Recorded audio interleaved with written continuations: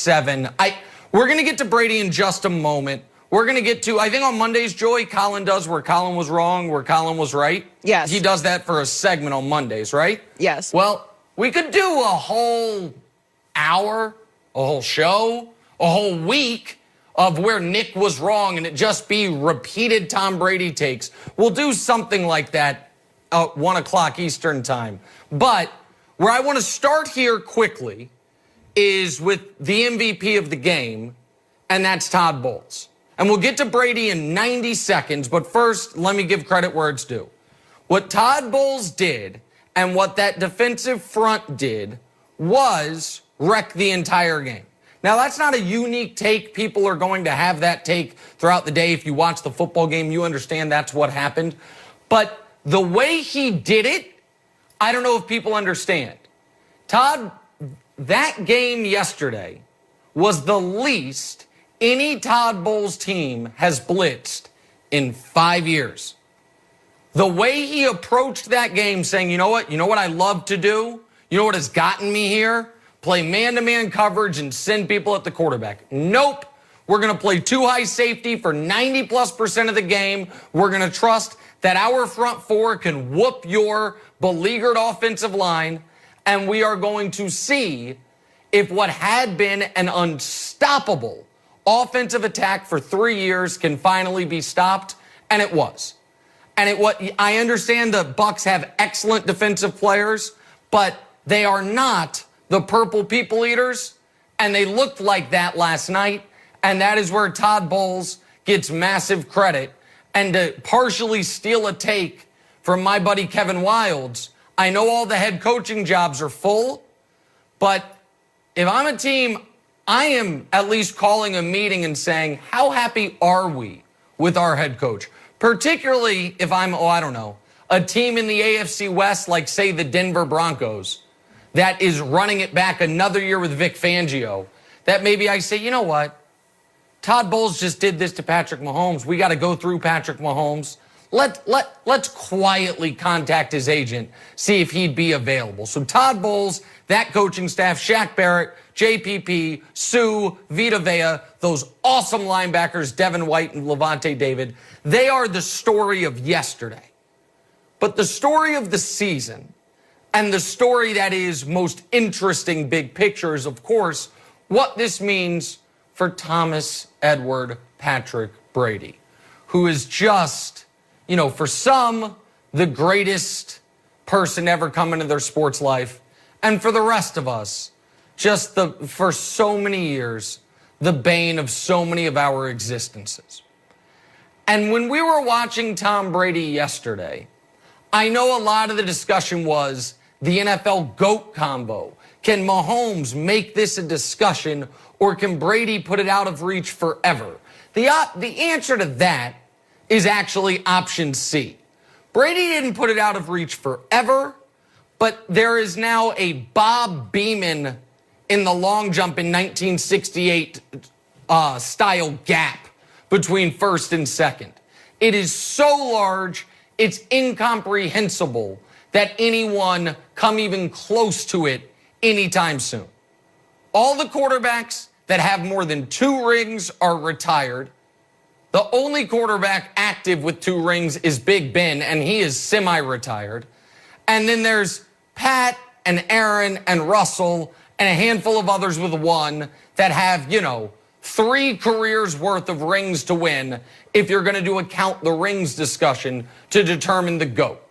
Patrick Mahomes had a golden opportunity 2 years ago in the AFC Championship game to prevent Mahomes from getting ring number 6. They lost the coin toss and never touched the ball in overtime. And he had a golden opportunity last night to make the ring count 6-2. And for a lot of reasons we will get into, Mahomes had the worst game of his career, most of which is not his fault. But history won't remember that. History will not care that Eric Fisher was out. History will not care of Todd Bowles' defensive scheme. History will simply look at 0 touchdowns, 2 interceptions. The first time in his entire football life from high school, his team didn't score a touchdown in a game. That's how they'll remember it in 7-1 Brady. So if the football GOAT discussion is not one we can have, here is one we can have. And here is what Tom Brady as much as it pains me to say, here is what he ascended to last night. He ascended to a level in American team sports that there was only currently one person at. And that level is, I am the system. I am the championship culture. I am the winning. Where I go, it goes. Now, some other guys maybe could have done that. We just never got to see him do it. Bill Russell, for instance, the greatest champion by ring count in American team sports history. Maybe if Bill Russell would have left the Celtics for the Lakers or the Sixers, the winning would have gone with him. But we don't know that. What we know is he was in Boston for 13 years. They won 11 titles. Joe Montana tried it and damn near accomplished it, but not quite. Joe Montana won his 4 Super Bowls with the Niners, left for my hometown Chiefs. A good Chiefs team made them a very good Chiefs team, but they got to one AFC title game and never any further with Joe. Favre tried it. He left the Packers, went to the Jets, had them 7-5 before the wheels fell off there, then goes to the Vikings. Damn near wins an MVP, gets him to a conference championship game, and then the why would you ponder passing play happens, and that's as close as he got. Michael Jordan tried it. Went to the Wizards after a couple years sabbatical. Now, we don't hold that time against Michael, and Michael played well, was a 20-point-a-game guy, but couldn't even get the Wizards to the postseason. And we understand he's 40 years old. It's not a knock, but it's the truth. And it's also the truth that with Michael, before Phil and after Phil, there was no winning whatsoever. Tom Brady has now done this outside of the New England cocoon. He has now done this without Bill Belichick. He has done this in his first season with a new team that was the losingest team historically in the history of American sports, with a head coach that was a good head coach, but not a proven championship head coach. So what did Tom Brady gain with this Super Bowl victory? Well, he gained admission to a room that previously was only occupied by LeBron James. The room of, I am the system. It does not matter what shape your franchise was in before I got there. You bring me in, and we are competing for championships immediately and perpetually while I am here. And by the way, when I leave, everything will go to hell.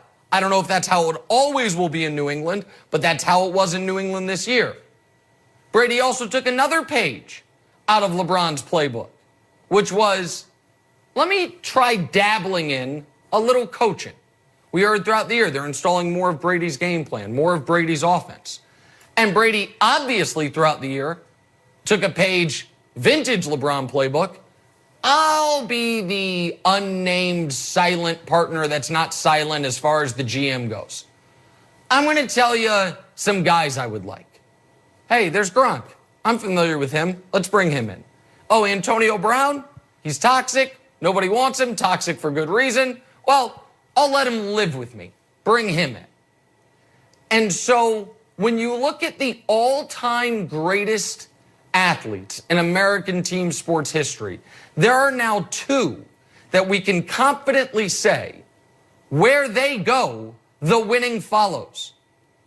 And I do think this reframes the way people are going to look at the Brady-Belichick era. Because for some, it will simply become the Brady era.